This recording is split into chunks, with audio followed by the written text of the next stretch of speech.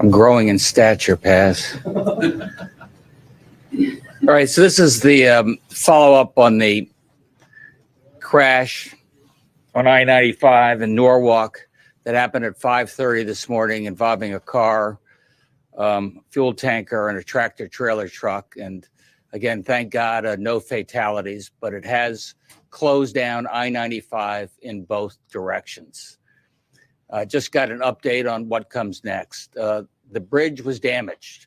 The heat from the burning fuel compromised some of the bridge. So that bridge is going to have to come down. That demolition is going to start first thing tomorrow morning, 3 a.m. in the morning.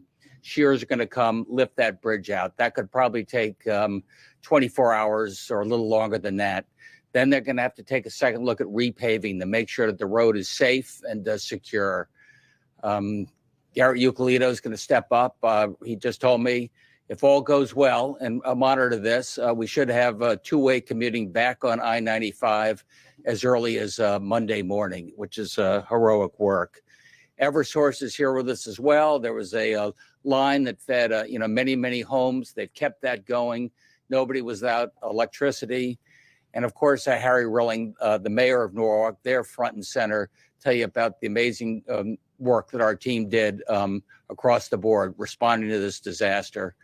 It is an emergency declaration. I filed that with the feds just in the last hour, hoping to get federal reimbursement for the replacement of the bridge. We ought to get some notification on that in the not too distant future. But first and foremost, what we got to do is get that bridge out of there, get two-way traffic going. The congestion in and around that section of Norwalk is still heavy. We continue to send notices out to everybody to stay away from that. 84, 87, and the Merritt are heavy. There'll be extra rail service as needed if you want to go into New York or get up to Hartford, depending on where you're going from. My recommendation is if you can't stay home, take the train, stay away from the cars. With that, I'd like to introduce to you Harry Rilling, the great mayor of Norwalk. Thank you, Governor. And the governor was right. This could have been so much worse. We're very grateful that nobody was seriously injured. We're also very grateful for the response from the state of Connecticut, from our team. Our police officers were out there, our firefighters were out there and took control of the situation rather quickly. And the response from the state has been really great. So we're optimistic that we're going to get moving forward. Things will get back to normal in Norwalk as quickly as we possibly can. We've scheduled some different staggering work times for people so that they can come in later, maybe go home earlier so we can reduce some of the traffic, but we're also asking a lot of our staff to work from home. So we feel that will keep some of the traffic off the road. We have extra officers on around the clock for the next couple of days. Firefighters will be there, extra firefighters for the next couple of days. So again, we think we've got everything under control and we're optimistic we're going to move forward with this and get through it. So thank you. Garrett? Yep. Good afternoon. So I do want to thank first the City of Norwalk, the Norwalk Fire Department, which is stationed right there, as well as Norwalk PD and the first responders who really made sure that this was something that could have been much worse.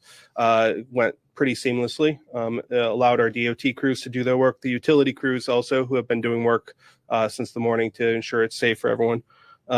This bridge is less than 10 years old, but the damage was pretty severe due to the amount of gasoline that was in the tanker, ignited directly underneath the bridge structure. The steel did begin to overheat and warp.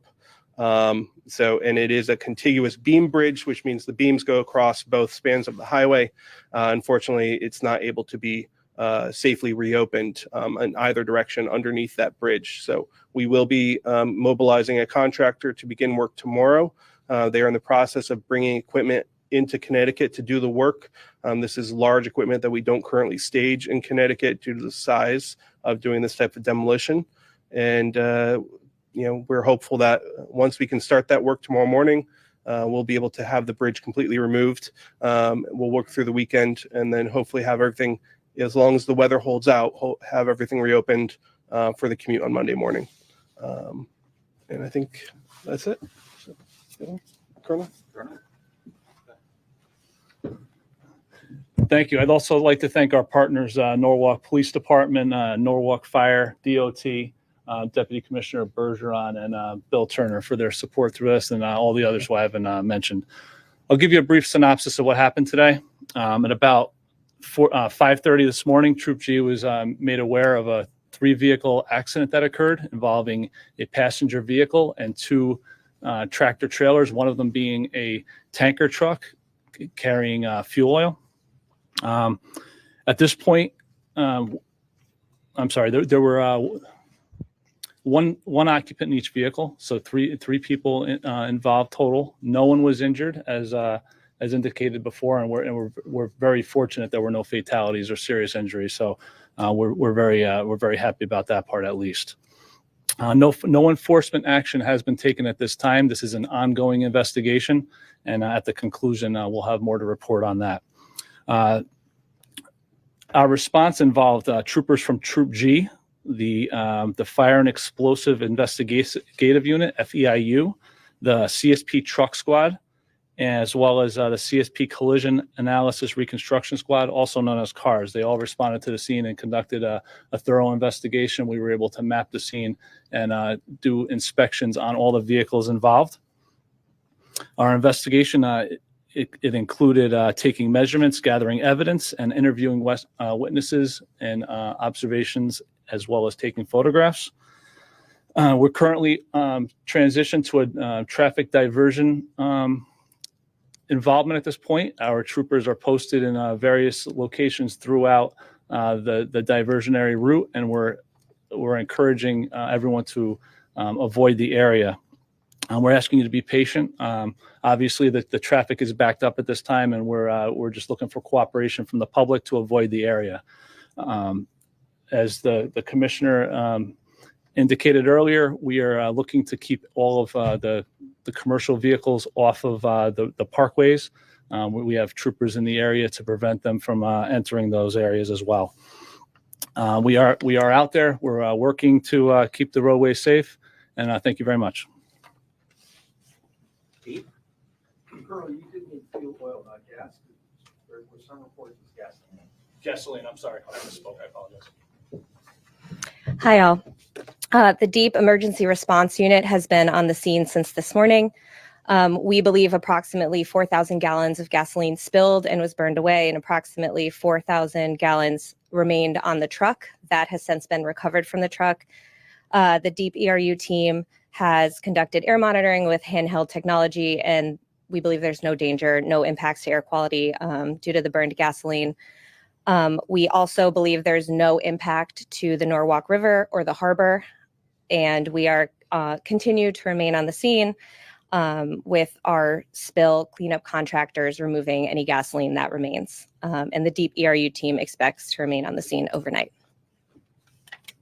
Any on-topic questions?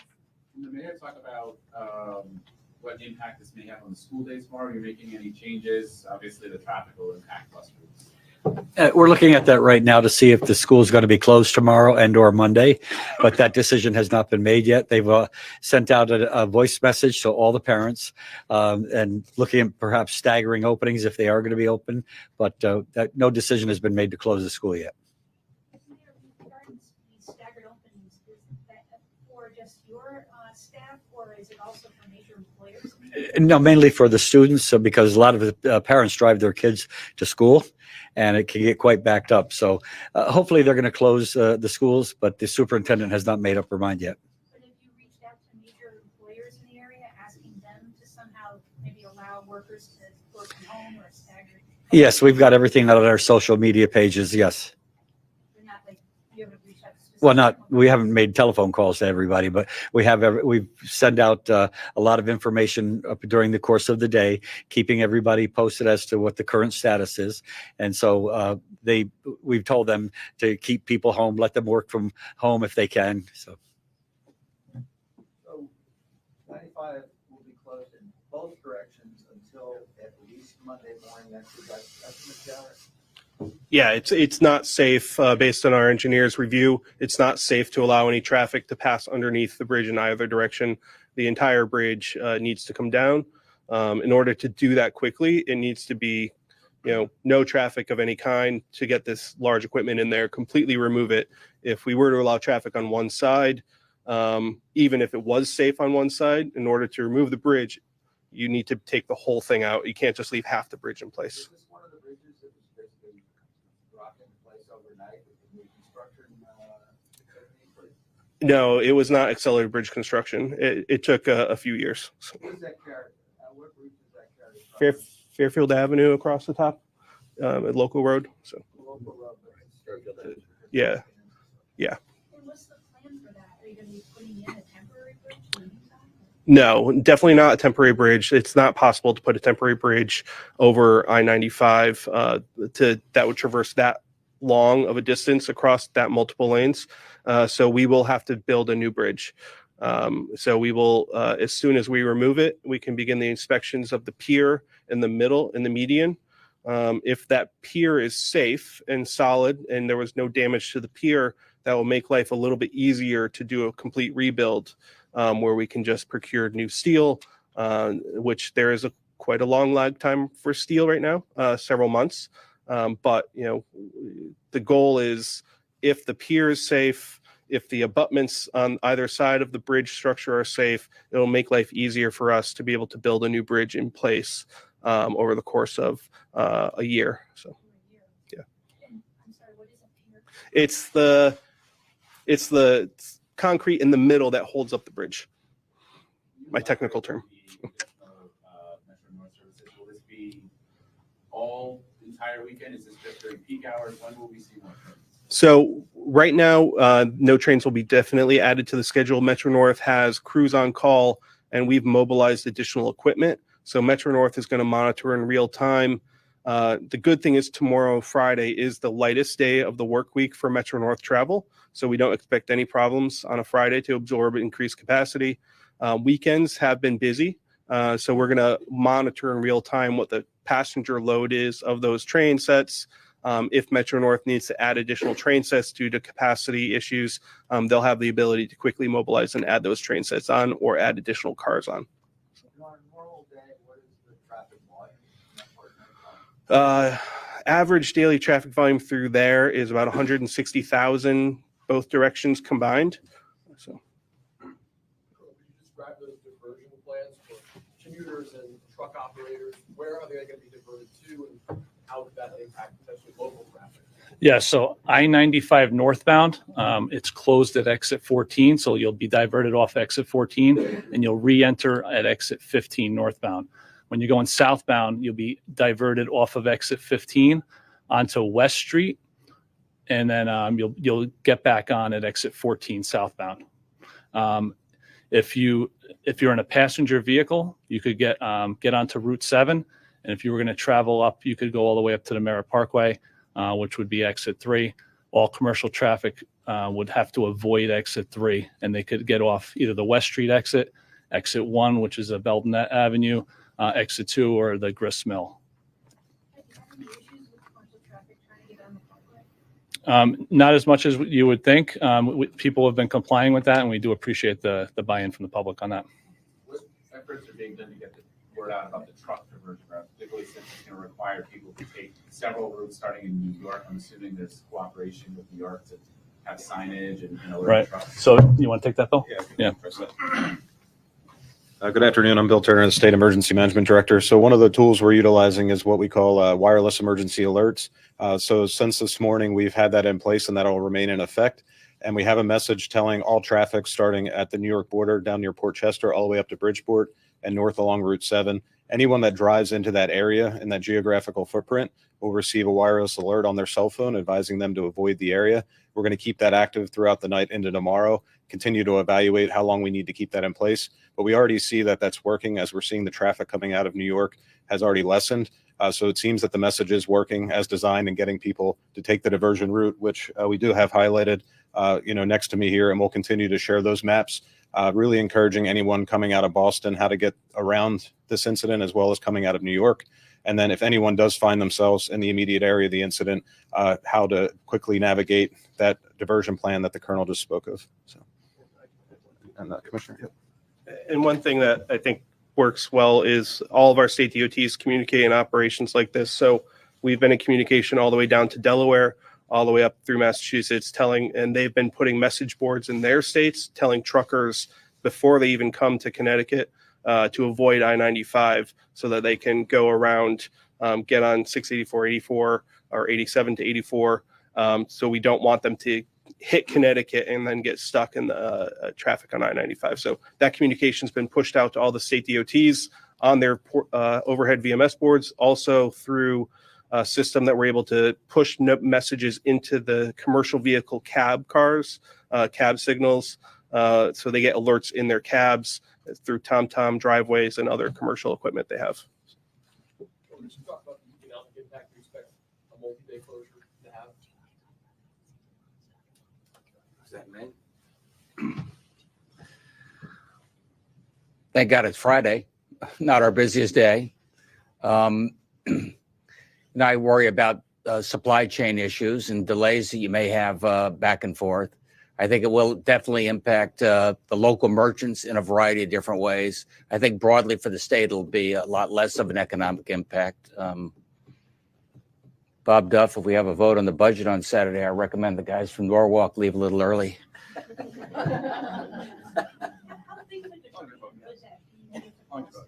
You know, miles-wise, time-wise? I don't know, but it's going to be a longer route for them. There's a reason they take 95 in the first place. The time is money for them in the commercial trucking space, so they're going to go the fastest route. So if they were taking 95 to begin with, was going to be the fastest route for them. Now it will be a diversion, added time and cost, but it's going to be much less time than waiting to get through the 95 detour. So. Governor had mentioned electric utility lines running through there. We had also heard there was gas. Is there both running under there? Was that were there other utilities that were impacted? Or is it just gas is actually going to come in. Eversource? Sorry, I didn't hear the question.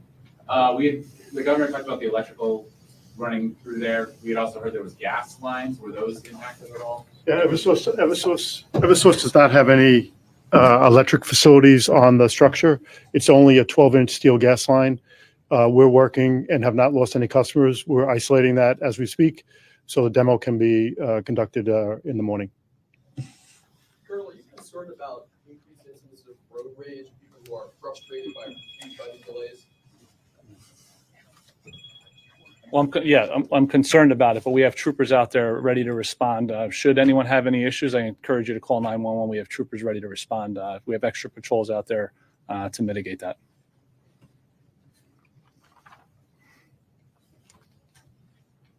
Hearing no further questions, thanks.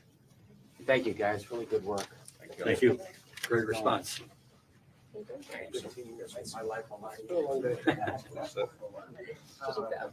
Yeah, I was down there. I was able to get there by 8. It took me a while to get down there.